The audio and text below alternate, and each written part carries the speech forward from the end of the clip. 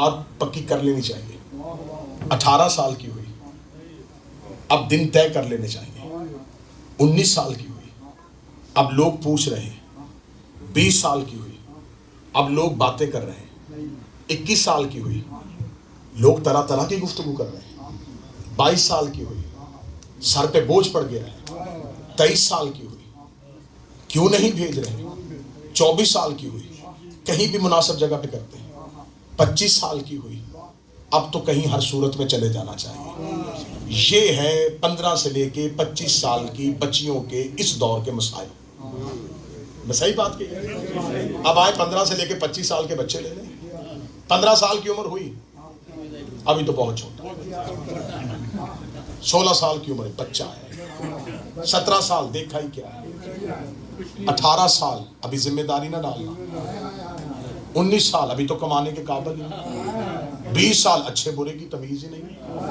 21 سال مناسب سا گھر دیکھیں گے. 22 سال ابھی تلاش جاری ہے. 23 سال ہاں آپ دیکھنا شروع کریں گے. 24 سال اب ہم کر دیں گے. 25 سال اب ہمیں کرنا ہے. اس کا مطلب اس معاشرے میں, جس معاشرے میں ایک بچہ شادی کے قابل ہوتا ہے, اس معاشرے میں 10 بچیاں شادی کے قابل ہیں. اب آپ اس ریشو کو برابر کیسے کریں گے؟ اسلام نیچر کا مذہب ہے. اسلام فطرت کے قریب ترین مذہب ہے. اسلام نے کہیں بھی عورت کے ساتھ ناانصافی نہیں کی. دیکھیں جی, مرد کا جب جی چاہتا ہے وہ اٹھ کے کہتا ہے کہ میں تجھے طلاق دے دیتا ہوں, اور عورت کی زندگی برباد ہو جاتی ہے. تو یہ اسلام نے کیا انصاف کیا؟ آؤ میری آنکھوں میں آنکھیں ڈالو. اسلام نے نکاح کا اختیار ہی عورت کو دیا ہے.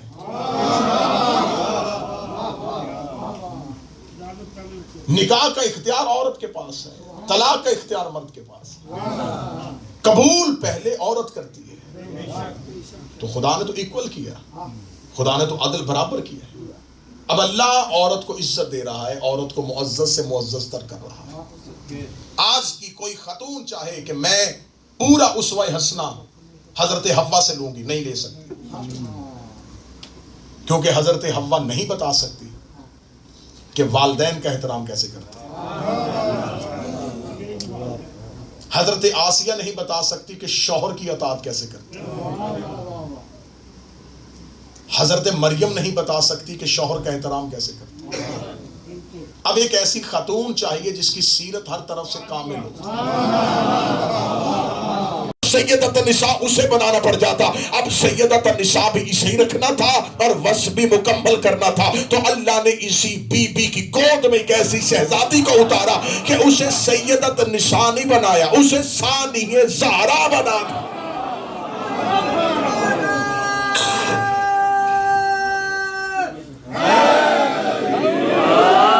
اب بی بی کیا بن گئی؟ سیدۃ النساء العالمین کے بعد ثانیہ زہرا, دوسری زہرا. زہرا کا دوسرا باب, کیونکہ شہزادی اپنی زندگی کا ایک حصہ دکھا کے گئی. دوسرا حصہ اگر کسی نے دیکھنا ہو سیدہ کا تو وہ علی کی بیٹی کو دیکھے. یہ دوسری زہرا نہیں, یہ زہرا ہی کا دوسرا حصہ ہے. آپ کسی کتاب کی 2 جلدیں ہوں اور پہلی پڑھ لیں اور اس کی آخر میں لکھا ہو کہ نتیجہ دوسری میں ہے, تو پوری کتاب پڑھی ادھوری رہ جائے گی, نتیجہ نہیں سمجھا. اور کسی نے پہلی کتاب کا پہلا حصہ نہیں پڑھا, دوسرا اٹھا لیا, تو بات اسے بھی سمجھ میں نہ آئی, کیونکہ اس کے پاس دوسرا ہے, پہلا نہیں. اللہ نے ان دونوں کی سیرت کو اکٹھا کر دیا. چلے میں ایک اور مثال دے دیتا ہوں. اللہ نے مولا امام حسین کو ایک بیٹا دیا تھا جو شبیہ پیغمبر تھا. بعض اوقات منبر سے ذاکرین پڑھ دیتے ہیں ہم شکل پیغمبر. ہم شکل کس نے کہا؟ شبیہ پیغمبر. ہم شکل ہونا کمال نہیں, ہم شکل ہونا کمال نہیں. پوتے دادے پہ چلے جاتے ہیں, نواسے نانے پہ چلے جاتے ہیں, شکلیں خاندانوں میں مل جاتی ہیں. ہم شکل پیغمبر نہیں ہیں, شبیہ پیغمبر. سر سے لے کے پاؤں تک صرف ظاہر مصطفیٰ جیسا نہیں,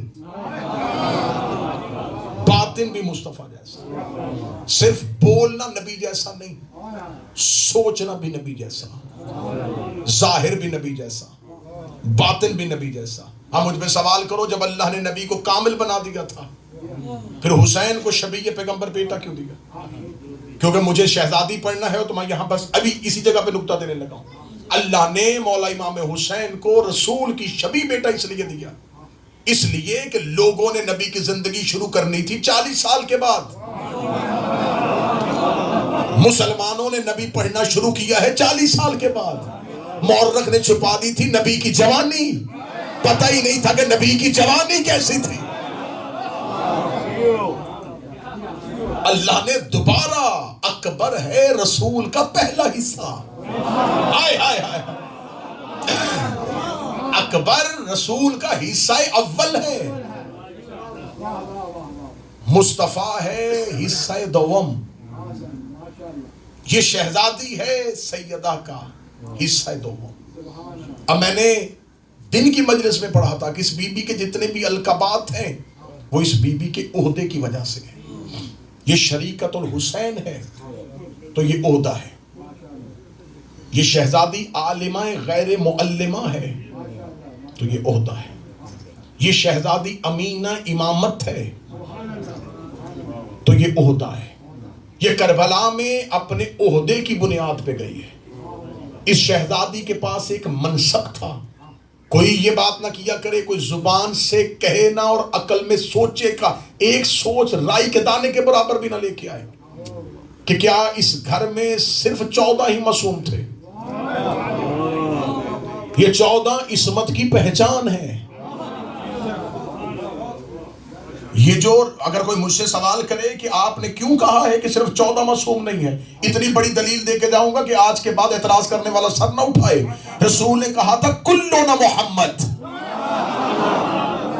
مجھے اس حدیث میں 14 کا لفظ دکھاؤ، 12 کا لفظ دکھاؤ. اولنا محمد، اوسطنا محمد، آخرنا محمد، پہلا محمد، اوسط کلنا. جب رسول کل کہہ رہا ہے تو پھر وہ کل ہے. اگر رسول نے کل کہا ہے تو اس کا مطلب ہے اکبر بھی محمد، اصغر بھی محمد، ہاتھ نیچے ہو گئے عباس بھی محمد.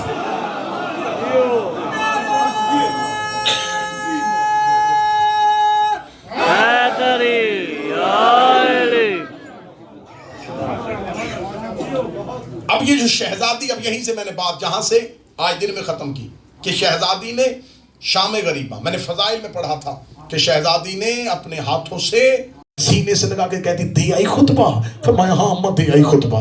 اماں جو تیرا لہجہ دربار میں تھا وہی میرا گھر کے اندر تھا، جو تیرے لفظ دربار میں تھے وہی میرے لفظ گھر کے اندر تھے. شہزادی زینب نے سینے سے ایسے جیسے قاری قرآن پکڑتا ہے رو کے بی بی نے کہا تو نے آج یزید کے گھر کے اندر فاطمہ بن کے تقریر کی ہے، کیونکہ میرے بھائی نے تیرا نام فاطمہ رکھا تھا، تو نے آج نام کا حق ادا کیا، تو نے فاطمہ بن کے خطبہ دیا ہے. یہ کہہ کے بی بی زینب نے سکینہ کا چہرہ دیکھا اور دیکھے کہ خطبہ تو دے آئی ہے لیکن لوگ فاطمہوں پہ ظلم بڑا کرتے ہیں. سکینہ تجھے اس خطبے کی قیمت بڑی دینی پڑی. اے معصومہ تجھے اس خطبے کی قیمت دینی پڑے گی. بس یہی وجہ تھی یزید کی بیٹی نے جا کے یزید کو سوئے کو جگا کے کہا، وہ جو سب سے چھوٹی قیدن ہے نا، اس نے گھر کے اندر آ کے کہا ہے کہ تو یزید کی بیٹی نہیں. یہ ملعون کمرے سے نکلا، اس نے دربار میں جاتے کہا اس حسین کی بیٹی کو دربار میں بلاؤ. میں پڑھنے لگا ہوں حسین کی معصومہ کی پہلی پیشی.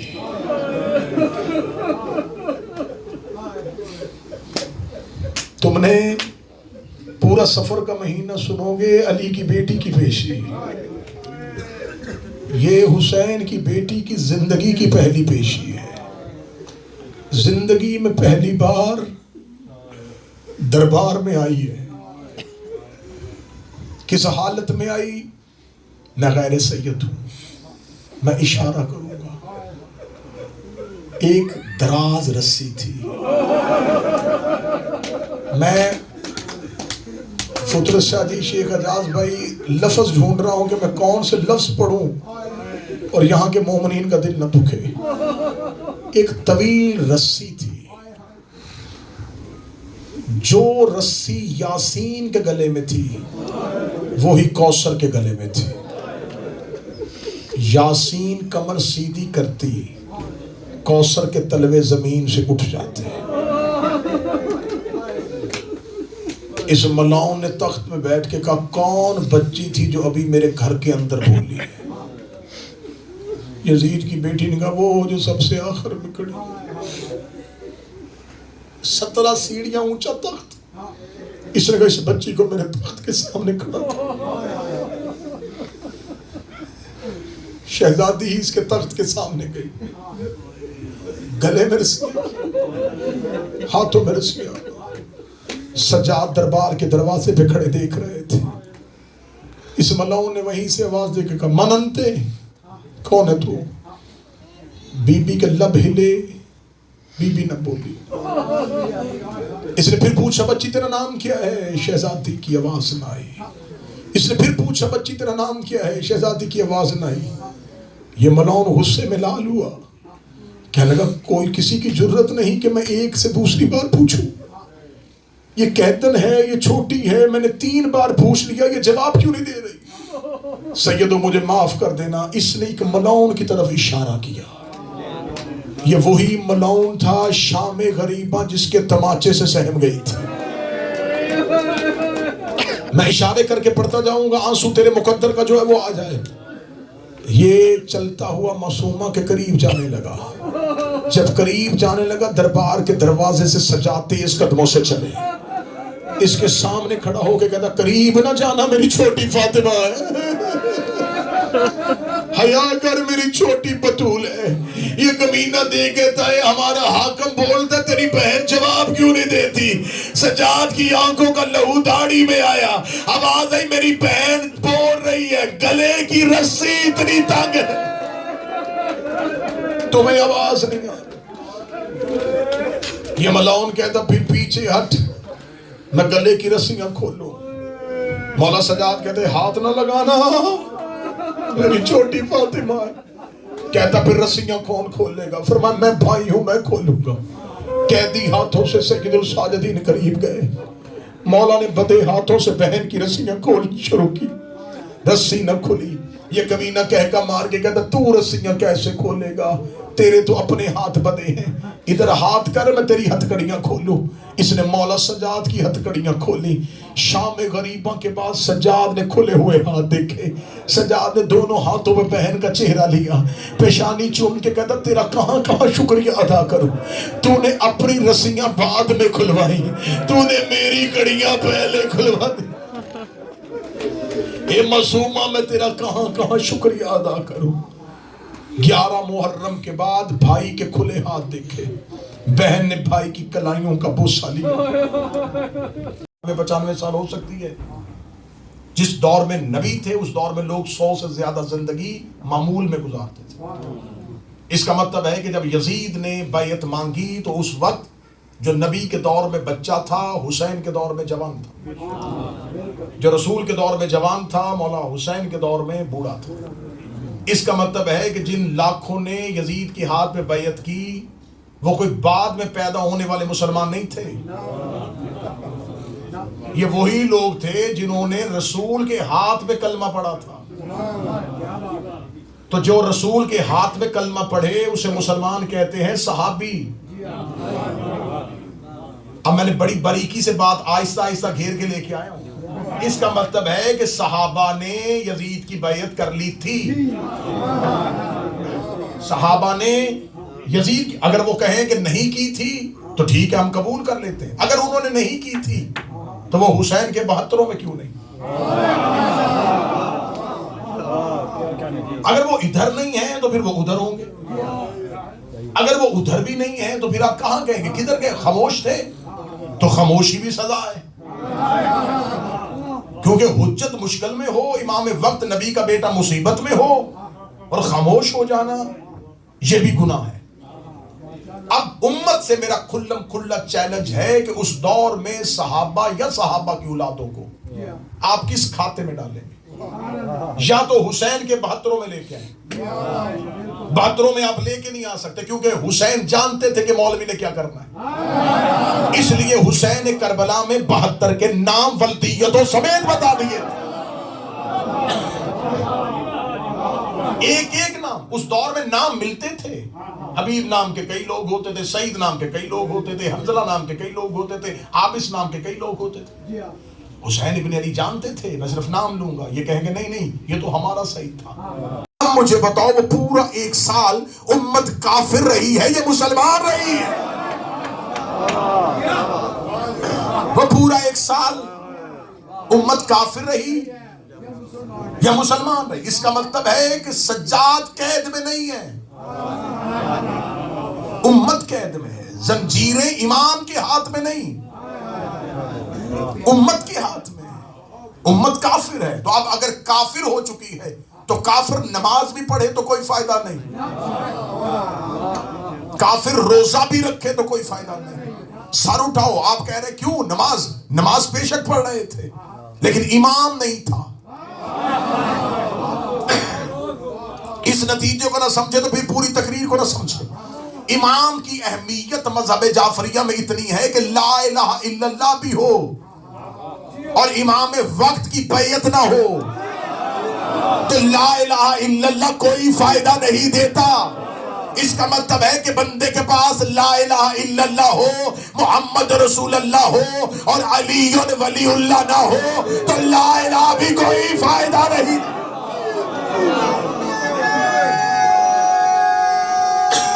نالیوں میں وہیں پہ جم گیا، دل کی دھڑکن جہاں تھی وہیں پر رک گئی، جس کی آنکھ کھلی تھی بند نہیں ہو رہی تھی، جس کا ہاتھ اٹھا تھا نیچے نہیں ہو رہا تھا، جس کی سانس باہر گئی تھی واپس نہیں آ رہی تھی، جس کے دل کی دھڑکن چلی تھی پھر واپس نہیں پلٹ رہی تھی، جب پورے مجمع میں سکوت طاری ہو گیا، علی کی بیٹی کی زنجیروں کی چھن چھن کی آواز آئی، شہزادی یزید کے تخت کے سامنے گئی، بی بی نے انگلی کا اشارہ کیا، انگلی کا اشارہ کرنا تھا، یا اسرائیل نے یزید کی ناپاک روح اس کے بدن پہ واپس پھینکی، اس نے اپنی آنکھوں کا کھولا۔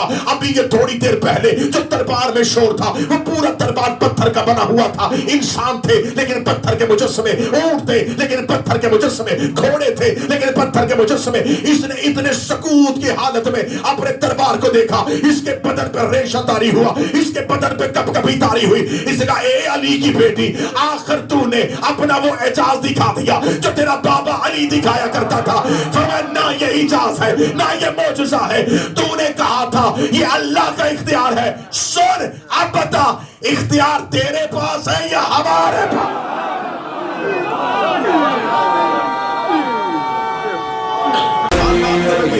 جانم علی علی جانم علی علی جانم علی علی قسم اللہ کی میرا تو وظیفہ ہے علی جانم علی علی جانم علی علی دل کی دھڑکن میں بھی دھک کے دھڑکتا ہے علی جانم علی علی جانم علی علی خدا تو طلب مجھتی ہے یہ صدا علی علی علی علی مولا علی۔ ہم سے پوچھو کہ علی مولا سے ملتا کیا ہے، ہم فقیروں کا علی والوں کا رستہ کیا ہے، اپنے سردار سے نوکر کا یہ رشتہ کیا ہے، نوکری چھوڑ دو ہے دل کی تو بچتا کیا ہے، جس پہ اللہ ہو مہربان اسے ملتا ہے علی جانم علی علی۔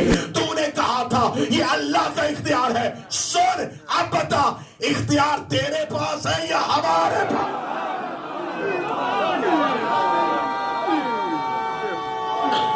عورتوں میں ہوتا تھا سیدۃ النساء العالمین، مردوں والا عہدہ تو نبی کے پاس چلا گیا، سیدۃ النساء العالمین والا عہدہ تو بھی موجود ہے۔ اب ایک خاتون ایسی چاہیے جس کے پاس مکمل سرداری ہونی چاہیے، جس کا باپ نبیوں کا سردار ہو، جس کا شوہر ولیوں کا سردار ہو، جس کے بیٹے جنت کے سردار ہو۔ خدا نے اتنے سردار اتنا اسوہ مکمل کرنے کے بعد نبی کے گھر میں ایک شہزادی کو اتارا، پھر اسے عہدہ دے دیا سیدۃ النساء العالمین، عالمین کی عورتوں کی سردار، عالمین کی عورتوں کی، عالمین کی دنیا کی عورتوں کی سردار سردار نہیں، عالمین کی عورتوں کی سردار. جو بندہ نہیں سمجھ سکا اسے اشارہ دینے لگا، جہاں جہاں وہ رب العالمین ہے وہاں وہاں یہ سیدۃ نساء العالمین ہے. جہاں جہاں رسول رحمت للعالمین ہے وہاں وہاں یہ سیدۃ نساء العالمین ہے. خدا نے سیدۃ نساء العالمین کا عہدہ اس شہزادی کو دے دیا. سیرت مکمل ہو گئی. مشیت پروردگار تھی یا حکمت سیدہ تھی کہ شہزادی عین شباب میں دنیا سے چلی گئی. ایک وصف ابھی کامل نہیں ہوا تھا، ایک وصف ابھی مکمل نہیں ہوا تھا،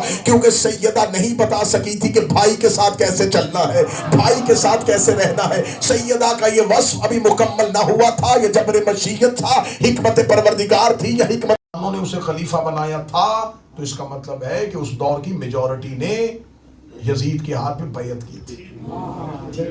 اب آئیے سوال کریے، شیعہ مذہب پہ اعتراض کرنا بڑا آسان ہے، شیعہ مذہب کو سنبھالنا بڑا مشکل ہے. اس دور کے میجورٹی نے یزید کے ہاتھ پہ بیعت کر لی. اب آئیے، یزید نے جب بیعت مانگی، یہ رسول کے بعد کتنے دیر کی بات ہے؟ 50 سال. 50 سال میں اس دور میں پیچھے سوائے یزیدیت کے رہتا ہی کچھ. سنتے ہو، میں شہزادی فضائل میں پڑھنے لگا، بی بی آ کے کھڑی ہوئی. جب بی بی کھڑی ہوئی ہے تو یزید نے اپنے دربار میں سے ایک کرائے کے خطیب کو کھڑا کیا. وہ کرائے کا خطیب کھڑا ہوا، اسے کہنے لگا ممبر پہ جا اور بنی امیہ کے فضائل پڑھ. جو شام گئے میری تائید کرنا، جامعہ مسجد اموی، اس میں تخت کے سامنے وہ جگہ آج بھی موجود ہے. یہ ممبر پہ گیا اور ممبر پہ جا کے کرائے کے خطیب نے بنی امیہ کے فضائل پڑھنے شروع کیے. شیعہ مذہب کی چھوٹی سے لے کے بڑی تک جتنی کتابیں چاہو کہ میں ممبر پہ ڈھیر کرنے کے لیے تیار ہوں. اس کے علاوہ سید الساجدین کے، چلو کتابیں چھوڑو، تمہاری جیب میں سیل فون ہے، ابھی سیل فون سے گوگل پہ چلے جانا اور سید الساجدین کا خطبہ نکالنا. خطبہ اس لفظ سے شروع نہ ہو تو آج کے بعد مجھے سینٹر میں پڑھنے نہ دینا. سید الساجدین نے جو ہی اس خطیب نے پوری تقریر ختم کی اور بنی امیہ کے فضائل پڑھے، سید الساجدین کی اس کی طرف نگاہ دوڑائی. یبن الخاطب، یا ایوہ الخاطب، اے خطیب اتر لکڑیوں کے ڈھیر سے نیچے. وہ ممبر پہ کھڑا تھا اور سید الساجدین، کیا سید الساجدین کو نہیں پتا تھا کہ یہ ممبر ہے؟ میرے آقا نے کہا اے خطیب اتر لکڑیوں کے ڈھیر سے نیچے. کیا کہنے میرے امام، تو نے زمانے کو ممبر اور لکڑیوں کے ڈھیر کا فرق بتا دیا. تو نے زمانے کو بتایا جس ممبر پہ بیٹھ کے خطیب علی کو بھونکے وہ ممبر نہیں ہوتا، لکڑیوں کا ڈھیر ہوتا. ادھر لکڑیوں کے ڈھیر سے نیچے. یہ کہنے کے بعد اگلا جملہ میرے مولا سجاد کا کیا تھا؟ جاؤ جا کے کتابیں اٹھا کے دیکھنا. مولا سجاد نے کہا اے خطیب اتر لکڑیوں کے ڈھیر سے نیچے. تو نے مخلوق خوش کرتے کرتے اللہ ناراض کر دیا. کیا یہ خطبہ صرف اس دور کے لیے تھا؟ تو نے مخلوق کو راضی کرتے کرتے اللہ کو ناراض کر دیا. یہ کہنے کے بعد سید الساجدین بولے. سید الساجدین نے کہا بول، تیرے پاس کیا ثبوت ہے کہ بنی امیہ افضل ہے؟ کیا ثبوت ہے کہ بنی امیہ کے پاس یہ سب کچھ ہے؟ مولا سید الساجدین نے اپنا تعارف کروایا. جب تعارف کروانے کی دیر تھی خاموشی طاری ہوئی. خاموشی کا طاری ہونا